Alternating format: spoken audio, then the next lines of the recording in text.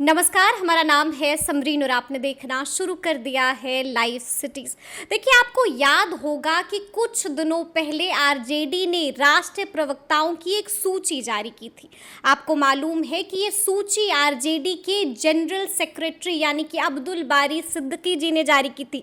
और अगर आप इस सूची पर गौर कीजिएगा तो आप देखिएगा कि इस बार आरजेडी ने किसी बूढ़े बुजुर्ग पर नहीं बल्कि युवाओं पर भरोसा किया है। अगर हम उस सूची में शामिल नाम का जिक्र करें तो आपको मालूम है कि उस सूची में पहला नाम था प्रोफेसर अनवर पाशा का, दूसरा नाम था जयंत जिज्ञासु का, तीसरा नाम था प्रियंका का और चौथा नाम था कंचन यादव का। तो आज हम उसी फहरिस्त में शामिल एक नाम से बात करने वाले हैं। जी हाँ, हम बात कर रहे हैं जयंत जिज्ञासु जी की। तो सबसे पहले तो बहुत बहुत शुक्रिया बात करने के लिए। बहुत शुक्रिया। सबसे पहले तो ये बताइए जयंत कि अब तो आपको राष्ट्रीय प्रवक्ता बना दिया गया है, तो सबसे पहले तो खूब सारी बधाइयाँ। लगा था कि बना दिया जाएगा? बहुत आभार आपका। दरअसल जो हमारे नेता हैं तेजस्वी प्रसाद जी, लोगों को लगता होगा कि उनकी नज़र से चीज़ें गुजरती हैं या नहीं, लेकिन उनका ध्यान अपनी पार्टी के लगभग हर सक्रिय कार्यकर्ता पर रहता है और वो उन गतिविधियों को भी देखते रहते हैं जब कभी उन्हें फुर्सत मिलती है। जाहिर सी बात है, उनकी मसरूफियत बढ़ गई है। इस दल में कोई ऐसा व्यक्ति नहीं है जो काम करे और अनरिकग्नाइज्ड रह जाए उसका काम। तो उन्हें जब जिस समय लगता है कि किसकी क्या उपयोगिता हो सकती है, उसकी क्षमता, उसकी अभिरुचि के अनुरूप वो उसको दायित्व देते हैं। तो 2 अक्टूबर जो गांधी जयंती है, उस दिन थोड़ा थोड़ा ऐसा आभास हुआ कि शायद उनके मन में कुछ है इस तरह का। और लोकनायक जयप्रकाश नारायण जी की जयंती थी, उस दिन उन्होंने ये कर दिया। तो मैं अपने आप को एक तरह से कहूँगा कि जो लालू प्रसाद जी ने इतने लगभग 5 दशकों से सार्वजनिक जीवन में आम आवाम के लिए जद्दोजहद की है, उसकी दुश्वार राहों को हमवार करने में उन्होंने अपना जीवन खपा दिया है। तो वहाँ से जो अभिसिंचित पार्टी है वह बहुत सही हाथ में सही वक्त पर गई है और तेजस्वी जी उनके कामों को बहुत द्रुत गति से लेकिन बड़ी शालीनता से आगे बढ़ा रहे हैं। उन्होंने जो भरोसा किया है, मैं उनकी उम्मीदों पर खरा उतर सकूं, ये कोशिश होगी। ठीक है, अगर हम इस सूची को देखें जयंत, तो हम देखेंगे कि इस बार आरजेडी ने, जैसा कि मैंने शुरू में भी कहा, कि बूढ़े बुजुर्ग पर नहीं बल्कि युवाओं पर भरोसा किया है। यानी कि अब युवाओं पर भरोसा है। और अगर हम युवाओं की भी बात करें तो इस युवाओं का एक जेएनयू कनेक्शन भी है। इसके पीछे का क्या कारण है, युवाओं पर भरोसा करने के पीछे? नहीं, वो बात मुझे लगता है कि इस कोई डिस्कनेक्ट नहीं है। जो हमारे अनुभवी नेता हैं पार्टी के, उन सब का मार्गदर्शन, उनका मशवरा, उनका तजुर्बा जो है, उन सब का लाभ पार्टी को मिलता रहा है और वे समय समय पर अपनी राय देते हैं। क्या हम ये समझें, चूँकि हमारा जो मुख्य नेतृत्व है तेजस्वी जी, वो खुद युवा हैं। और तो क्या तेजस्वी यादव अपनी जो पार्टी है उसमें ज़्यादा से ज़्यादा युवाओं की, मतलब एक युवाओं की फोर्स तो नहीं तैयार कर रहे हैं पार्टी में? नहीं, किसी भी पार्टी में एक जनरेशनल शिफ्ट होता है। उससे ज़्यादा मैं ये कहूँगा कि दूसरी तीसरी खेप जब आप तैयार करते चले जाते हैं और बहुत स्मूथली, तो कभी भी पार्टी की सेकंड लाइन थर्ड लाइन को लेकर कोई क्राइसिस नहीं होती है। और ये एक मुख्तलिफ़ किस्म की ज़िम्मेदारी है और उसमें जिनको भी उन्हें लगा कि ये शायद बेहतर तरीके से चीज़ों को परिप्रेक्ष्य में बात रख सकेंगे और पार्टी की जो नीति है, कार्यक्रम है, सरकार की जो योजनाएं हैं और सरकार की जो उपलब्धियां हैं और कुल मिला के जो आइडिया ऑफ इंडिया है, उस पर जिस तरह के प्रहार होते रहें, शायद अपनी बातों को ठीक रख सकेंगे। शायद इसलिए उन्होंने किया। युवा और बुजुर्ग की बात नहीं है इसमें, एक लंबी फहरिस्त है प्रवक्ताओं की, जिसमें वरिष्ठ लोग ही हैं वहाँ और आरंभ से। तो उन सब का मार्गदर्शन समय समय पर मिलता रहेगा। और जो पार्टी के मुख्य प्रवक्ता हैं, राष्ट्रीय प्रवक्ता मनोज जी, या फिर प्रदेश के मुख्य प्रवक्ता शक्ति जी, पूरा एक समन्वय के साथ लोग काम करेंगे। लेकिन देखिए, अगर हम बात करें जयंत की, अगर हम बात करें आपकी, तो आपके बारे में मैं देख रही थी, आपका पेज भी मैं देख रही थी, कहा ये भी जाता है कि जब जयंत लिखते हैं तो रीट्वीट जो है लालू यादव भी करते हैं और तेजस्वी यादव भी करते हैं। तो क्या ये वाकई में सच्चाई है? ऐसा होता था क्या जयंत?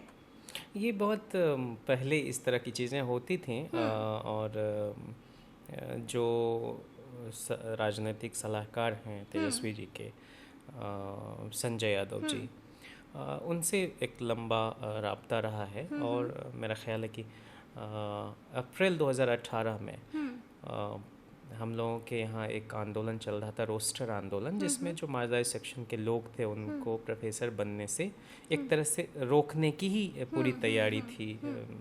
हाई कोर्ट का एक डिसीजन था, इलाहाबाद हाई कोर्ट का जजमेंट।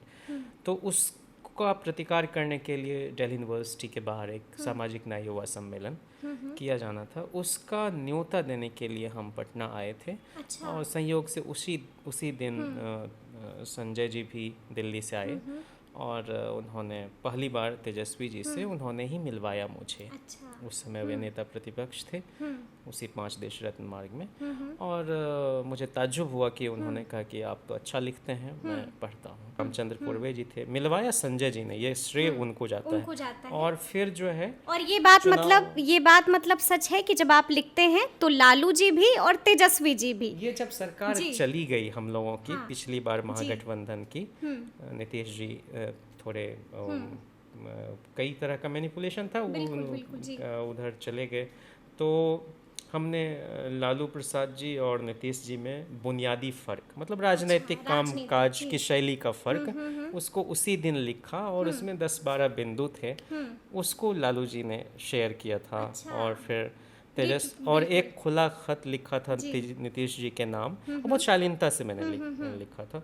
फिर उसको तेजस्वी जी ने फिर शेयर किया और ये सिलसिला चलता रहा। फिर हमने आपके बहुत सारे इंटरव्यूज़ देखे हैं, उस इंटरव्यूज़ में एक चीज़ जो सबसे ज़्यादा दिखी है वो ये है कि कन्हैया कुमार पर जयंत जिज्ञासु काफ़ी बमकी रहते हैं। नहीं, देखिए, कम लोगों को पता है कि हम मित्रवत रहे वहाँ। लेकिन जो डिफरेंसेस शुरू हुआ है उनके प्रेसिडेंट बनने के बाद, जब वो जेल चले गए, फिर आए, और मेरा ख्याल है कि 6 महीने लेट से हमने अपना एमफिल का डिसर्टेशन सबमिट किया, क्योंकि सब लोग, चूँकि वो ओवरऑल हमारी यूनिवर्सिटी पर अटैक था, तो सारे लोग सॉलिडेरिटी में थे और उस वक़्त का यही युग धर्म था और हम बड़ी तन्मयता से लगे रहे। और 24 घंटे का साथ हमारा लगभग था, मैंने सोने ही अलग जाते थे। फिर क्या हो गया अचानक? तो वो एक यूजीबीएम हुआ था, उसमें कुछ ओबीसी रिजर्वेशन जो हॉस्टल अलॉटमेंट, आपने तो यहाँ तक कह दिया था कि आरक्षण विरोधी है। मैं वही कह रहा हूँ कि ओबीसी रिजर्वेशन का एक रिजोल्यूशन आया था हॉस्टल अलॉटमेंट में, और वाइवा वोसे के मार्क्स घटाने को लेकर भी उसमें डिस्क्रिशनरी पावर एक्सरसाइज करते हुए उन्होंने टेबल वीटो लगा दिया, नहीं किया, और एक जगह कहा कि इसमें जगह नहीं है कि नया रेजोल्यूशन को प्लेस किया जा सके, और कुछ इस तरह की चीज़ें हुई। और वहाँ से शायद मेरा ख्याल है कि मेरे मन में एक खटास पैदा हुई। तो आपको अब भी हमको जब चुनाव लड़ना था तो बहुत तरह के तिक्रम शुरू हो गए वहाँ। अच्छा। एक तो ये बात, और दूसरा जो सैद्धांतिक हमारे मतांतर होते थे वो भी। लेकिन इन सब चीज़ों को कहने के बावजूद मैं ये कहना चाहता हूँ कि कन्हैया से मेरी तिगड़म, एक मिनट, तिगड़म जो ठीक है, अदावत कभी नहीं रही, आज भी नहीं। तिगड़म शुरू हो गए, तो क्या उस तिगड़म के पीछे कन्हैया कुमार थे? ऐसा इम्प्रेशन था कि वो उनकी खामोशी हमें खटकती थी कि वो क्यों नहीं इंटरवेन कर रहे हैं, जबकि आपने बहुत साथ थे। मतलब ये बात आप निजी तौर पर भी उनसे जाके पूछेंगी तो वो कभी मेरे खिलाफ कुछ बोल ही नहीं सकते। हमारी कभी कोई अनबन निजी रूप से हुई ही नहीं। वो हमें ये लगता था कि भाई हमने आपका साथ दिया और आज हमको चुनाव लड़ना है तो संगठन खोखला होता जा रहा है, आप क्यों नहीं कुछ करते हो।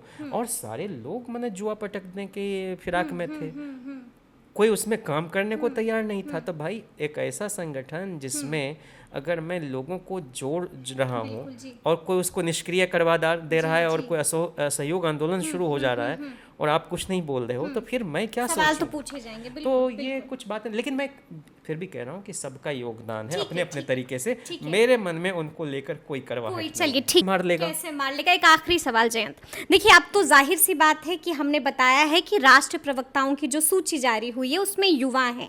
देखिए लोकसभा चुनाव भी आ रहा है, जाहिर सी बात है अब ये सवाल आपसे पूछा जाएगा, क्योंकि हमने देखा था कि पिछली बार लोकसभा चुनाव में विकेट डाउन हो गया था, मतलब 0 पर आउट थी आरजेडी।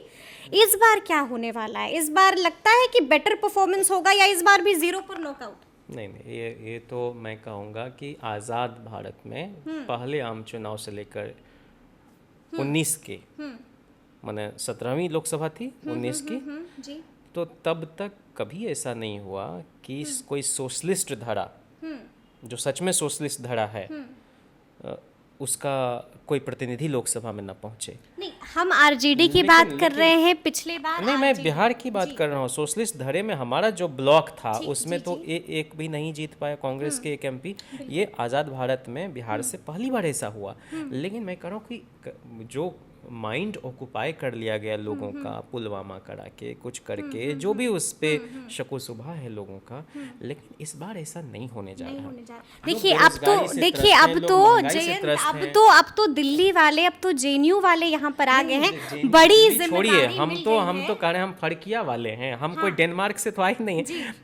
लोकनायक जयप्रकाश नारायण हो, डॉक्टर लोहिया हो, जवाहरलाल नेहरू हो, ये सारे लोग तो जाकिर हुसैन, ये सारे लोग तो विदेश जाके पढ़ के तब आए ना, तो दुनिया को भी समझा, ह्यूमन सिविलाइजेशन को भी समझा, और इसी मिट्टी से उठ के गए, तो यहाँ की खुशबू को तो वो महसूस करते ही थे। लेकिन इसकी तासीर को। आप लोगों पर बड़ी जिम्मेदारी है। क्या लगता है परफॉर्मेंस बेटर होगी या नहीं? नहीं, हमारे नेता ने ये अपने काम के आधार पर साबित किया है। देश भर में उनकी स्वीकार्यता जो बढ़ी है वो इसलिए कि कोई मैनिफेस्टो में कुछ आप प्रॉमिस कर देंगे और बाद में कहेंगे कि ये जुमला है, इस नीति पर हम नहीं चलते। 1 साल में 4 लाख से अधिक सरकारी नौकरी आज़ाद भारत में किसी सूबे ने नहीं दिया। वो तो तेजस्वी जी ने करके दिखाया और माननीय मुख्यमंत्री जी के नेतृत्व में ये सब हुआ। तो हम बहुत ही साझा ढंग से यूनाइटेडली इसको फाइट करने जा रहे हैं और बहुत गरिमा के साथ यह चुनाव हम लोग लड़ रहे हैं। और इसलिए बीजेपी का यहाँ बुरा हश्र जनता करेगी, क्योंकि रात दिन अब कास्ट सेंसस की बात कर रहे हैं, कोटे में कोटे की बात है, हर जगह जो है आप डंडी मारने का काम कर रहे हैं और भ्रम फैला रहे हैं, झूठ फैला रहे हैं ना।